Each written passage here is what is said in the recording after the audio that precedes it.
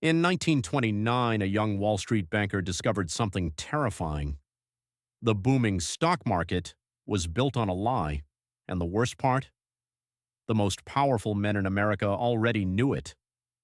By the time that lie collapsed, it would wipe out billions of dollars, destroy banks across the country, and push millions of families into the worst economic crisis in American history. But before the panic, before the collapse, before the breadlines and the bank runs, Wall Street looked like the safest place in the world. And for a young banker named Adamson Carter, it felt like the beginning of a dream that would soon become a nightmare. 1 year earlier, New York City felt unstoppable. The late 1920s were called the Roaring Twenties for a reason. Factories were booming, cars filled the streets, radios played music in millions of homes, skyscrapers climbed higher into the sky every year, and on Wall Street, money seemed to appear almost out of nowhere. People said America had entered a new age of permanent prosperity, a future where the economy would only grow stronger. For Adamson Carter, that future felt very real. At 27 years old, he had finally escaped the small town he grew up in. He wore a sharp suit, worked inside one of the biggest banks in the country, and every morning when he walked through the massive doors of the trading building, he felt one step closer to becoming the man he always wanted to be. But success on Wall Street didn't come from working hard alone. Sometimes it came from knowing the right people. Inside the bank, Adamson worked longer hours than almost anyone else.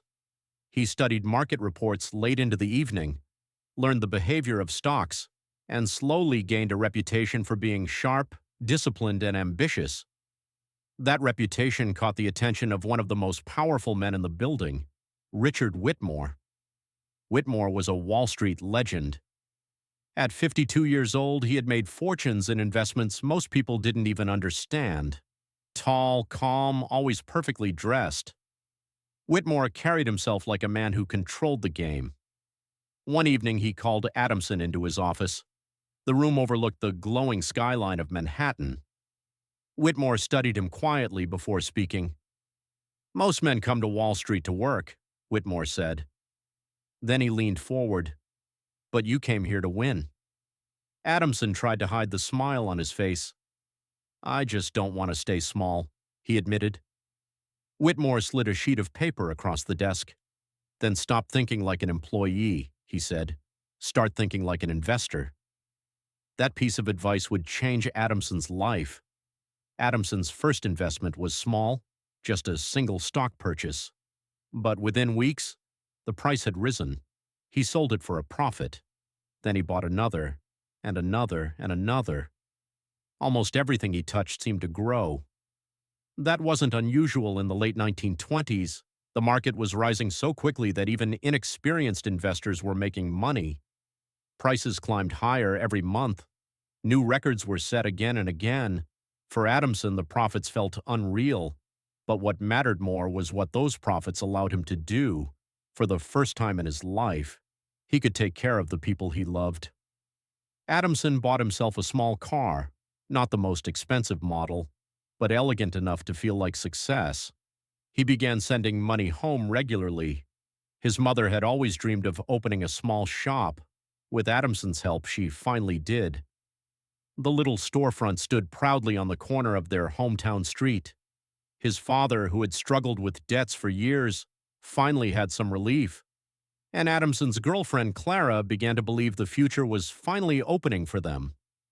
For Adamson, the stock market wasn't just numbers on paper. It was his mother's happiness, his father's peace of mind, his relationship, his pride, his entire future.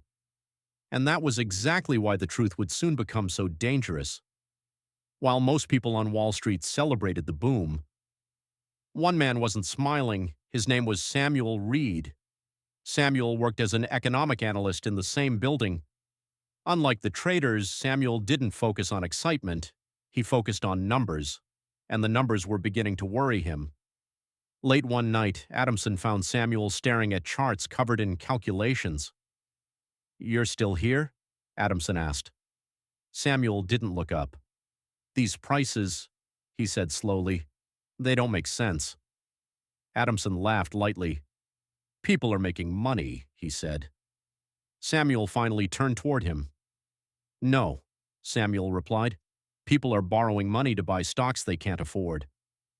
And that was the beginning of the secret Adamson would soon uncover. At first, Adamson did not fully understand what Samuel meant. Borrowing money to buy stocks did not sound unusual on Wall Street. In fact, by then it had become normal, but that was exactly the problem. Samuel pulled a chair closer and spread several papers across the desk. Then, in the simplest way possible, he explained the lie. Let's say a stock costs $100, he said. You don't pay the full 100, you pay maybe 10. Adamson frowned. And the rest? You borrow it, Samuel said, from the bank. Adamson looked back down at the papers. So people are buying stocks they can't actually afford. Samuel nodded. And as long as the price keeps rising, everybody feels rich. That was the trick. That was the illusion. People were not always building wealth with real money. Many of them were building it with debt. Borrowed money made the market look stronger than it really was, and the higher prices went, the more confident people became. The more confident people became, the more they borrowed, and the more they borrowed, the higher prices climbed again. It was a cycle that fed itself, a machine running on excitement, a house getting taller and taller on a weak foundation. Samuel pointed at another column. But the moment prices stop rising, he said quietly, the bank wants its money back. Adamson said nothing. Now he understood the danger. A market built on borrowed money could only survive as long as everybody kept believing, and the moment fear entered the room, the whole thing could come down at once. That should have been enough to make him run. But Adamson didn't run, because outside that office his entire life was being transformed by the very system Samuel was warning him about. And that made the truth harder to face. Outside Samuel's office, Wall Street still looked invincible. The city moved with the confidence of a nation drunk on success. On the trading floor, men laughed louder than usual. In cafes, people passed around stock tips like gossip. At barbershops, train stations, restaurants, even on street corners, everyone seemed to know the next company that would make them rich. By 1929, the stock market had become more than a place to invest. It had become a national obsession. Ordinary workers were buying shares. Shop owners were buying shares. Teachers, clerks, drivers, barbers. Everybody wanted in. Some barely understood what they were buying. They only knew one thing. Prices kept going up. And when prices keep going up long enough, people stop asking questions. They stop checking whether something is real. They stop wondering if the numbers make sense. They stop seeing risk. All they see is momentum. That was the emotional force behind the boom. Not logic, not discipline, belief. A dangerous kind of belief. The kind that makes people feel foolish for being cautious. The kind that makes doubt look weak. The kind that can turn a whole country into a crowd rushing toward the same cliff. And Adamson, despite what Samuel had shown him, was still part of that crowd. Because every day the market rose, it became easier to convince himself that maybe the danger was being exaggerated. Maybe Samuel was too cautious. Maybe this really was a new era. Maybe the old rules no longer applied. That is how big lies survive. They do not force themselves on people. They reward people for believing. And Adamson was being rewarded very well, for now.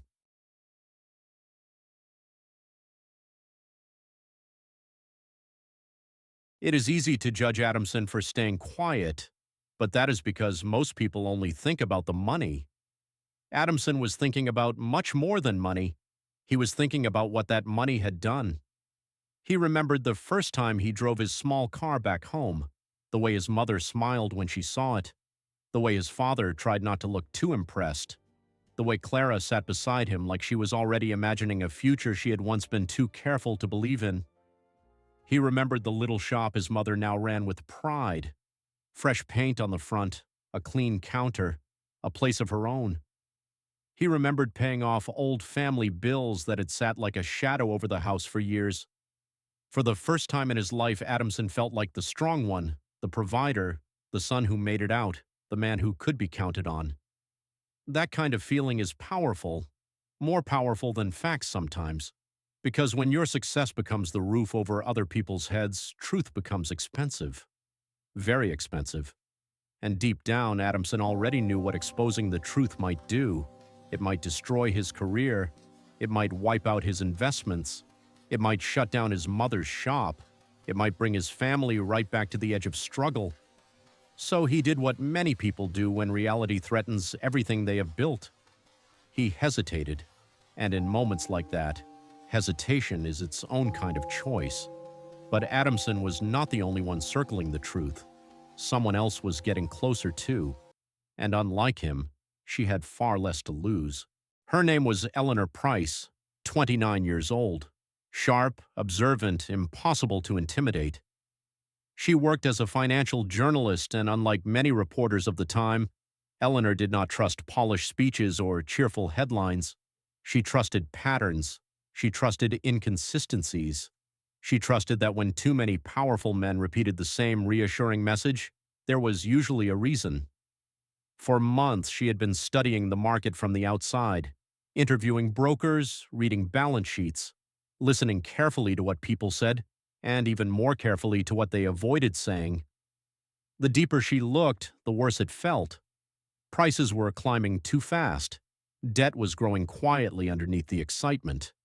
And the language coming from bankers and politicians had become strangely defensive, too smooth, too practiced, too eager to calm people down before panic had even started.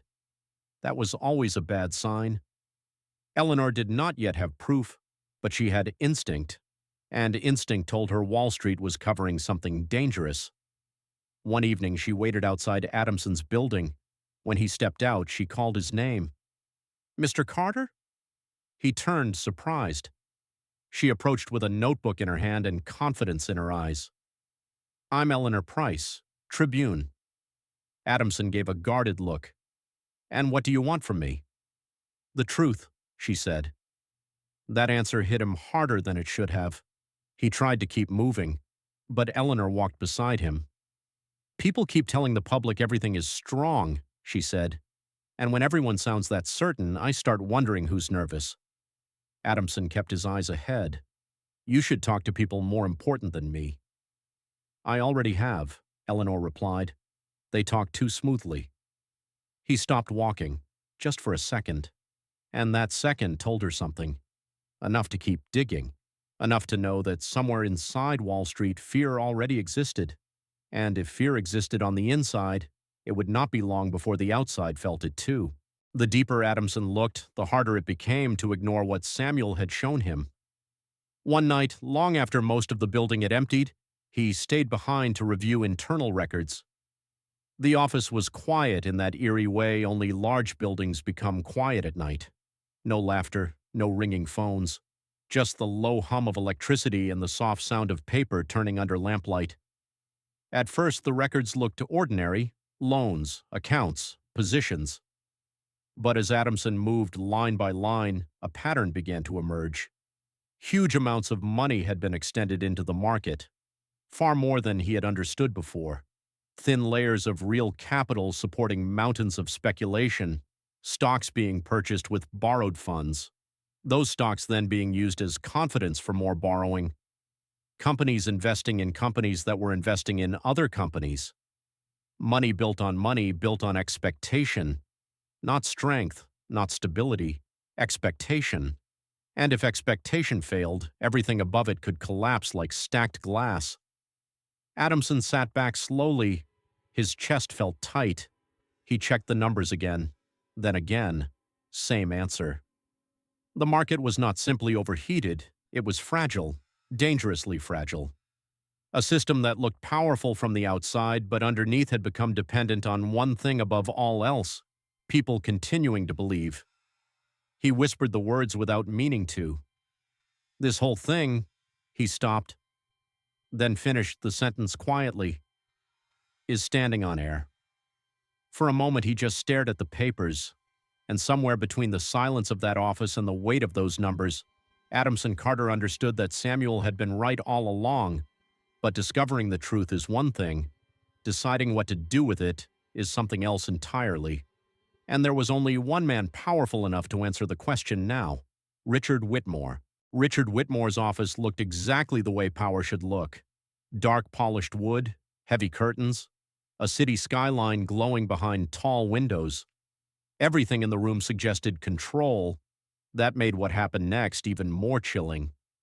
Adamson entered carrying the records in one hand. Whitmore barely looked up at first. He continued signing a document, calm as ever. Then he set his pen down. "What is it?" Adamson placed the papers on the desk. "These loans," he said, "these positions, if prices turn even a little, this market won't hold." Whitmore's eyes moved over the pages briefly, not with surprise, with recognition. That was the first thing that made Adamson's stomach sink. Whitmore already knew. Adamson spoke again, slower this time. "You knew." Whitmore rose from his chair and walked toward the window. For a moment he said nothing. Then he answered in the calmest voice imaginable. "Markets do not collapse because of numbers, Adamson." He turned. "They collapse when people lose confidence." Adamson stared at him. "That doesn't change what's happening." "No," Whitmore said. "It changes what must be done." Adamson felt the room grow colder. "What exactly are you saying?" Whitmore stepped closer. "I'm saying confidence is the thing holding this country together right now." His voice remained smooth, controlled. "If people panic, they sell. If they sell, prices fall. If prices fall, the banks tighten. If the banks tighten, everything contracts."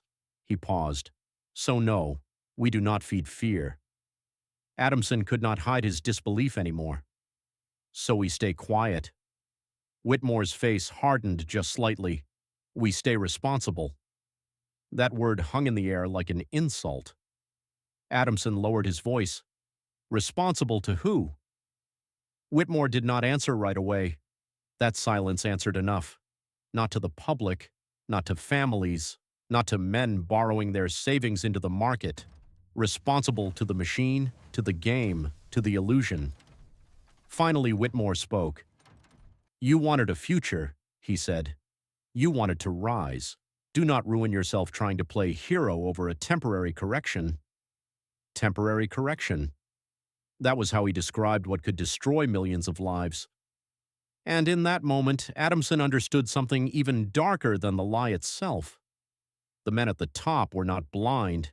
They were choosing silence, because silence kept the profits flowing. He left Whitmore's office richer than ever and more afraid than ever, because now he knew the truth, and worse, he knew the truth had guardians.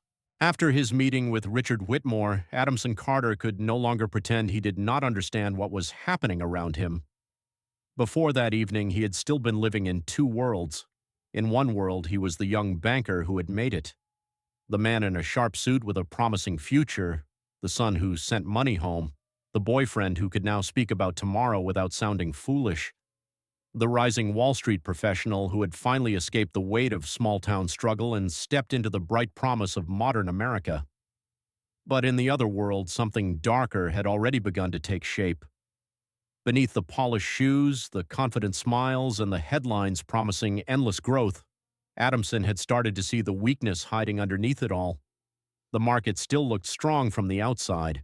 Men still laughed on the trading floor. Newspapers still printed hopeful words. Politicians still stood before the public and insisted that the economy was sound. But after Whitmore's office, every voice that sounded confident now sounded different to Adamson. Too smooth, too careful, too rehearsed, and worst of all, afraid. Because once a man sees the cracks, he cannot go back to seeing only the walls. For Adamson, the hardest part was not the numbers anymore. It was the silence. Every day he said nothing. The guilt grew heavier. Every day the market climbed. More ordinary people poured their savings into it. More borrowed money, more false confidence, more lives tied to a machine he now knew was fragile. And yet he still kept quiet. Because his silence was no longer protecting only himself. It was protecting his mother's little shop, his father's relief, Clara's hopes for the future. The car parked outside his apartment, the life he had built from nothing. That was the trap. The lie was no longer only out there on Wall Street. It had entered his own life and made the truth feel expensive. One evening, Adamson sat across from Clara in a quiet restaurant, but his mind was far away. Jazz drifted softly through the room. Glasses clinked. People laughed nearby. Yet to Adamson, the warmth of the place felt distant, as if he were watching life through a pane of glass. Clara looked at him for a long moment and gently set down her fork. "You've been quiet all night," she said. "I'm fine," Adamson replied. But even he could hear how weak that sounded. Clara leaned in. "No, you're not." Adamson lowered his eyes. He wanted to tell her. He wanted to explain the fear sitting in his chest. But how could he say that the same world lifting them toward a better future might also be the one preparing to ruin countless lives? At last he spoke carefully. "If you knew something bad was coming," he said, "and saying it out loud could destroy everything, what would you do?" Clara held his gaze. "That depends." "On what?" "On whether staying quiet ruins more." Adamson looked away, because deep down he already knew that was the real question, and deep down he already knew the answer. Then the first real cracks began to show. At first it was subtle, a strange shift in the mood on Wall Street, a few men selling faster than usual, a few worried looks that disappeared the moment the wrong person came near. Some stock prices dipped unexpectedly, not enough to cause panic, not yet, but enough to shake the illusion. And when a market is built on borrowed money, even a small drop can become dangerous, because when prices fall, lenders want their money back. That was the cruelty of buying on margin. People had not only invested their hopes into the market, many had borrowed against those hopes. So when prices dipped, the pressure began: repay the loan, add more money, or sell. And when enough people are forced to sell at the same time, falling prices do not remain small for long. They accelerate. That was the danger Adamson had seen in the records. That was the truth Samuel Reed had tried to warn him about. And that was the truth Whitmore had chosen to bury beneath the word confidence. Outside Wall Street, the country still looked normal. Cars still rolled through the city. Shops still opened their doors. Radios still filled the evening air. People still talked about the future as if it belonged to them. But underneath that ordinary life, pressure was building. Quietly, patiently, then all at once. By the final days before the crash, Adamson felt dread before he even got out of bed. He would stare at the ceiling in the morning silence, already knowing something heavy was moving toward him, something irreversible. The final days before collapse rarely look dramatic. That is what makes them so dangerous. Everything still appears normal. People still smile, experts still reassure, the machine still runs, and then one day, it doesn't. If this story pulled you in, subscribe and share this video with someone else, because sometimes history is not just about the past. Sometimes it is a warning,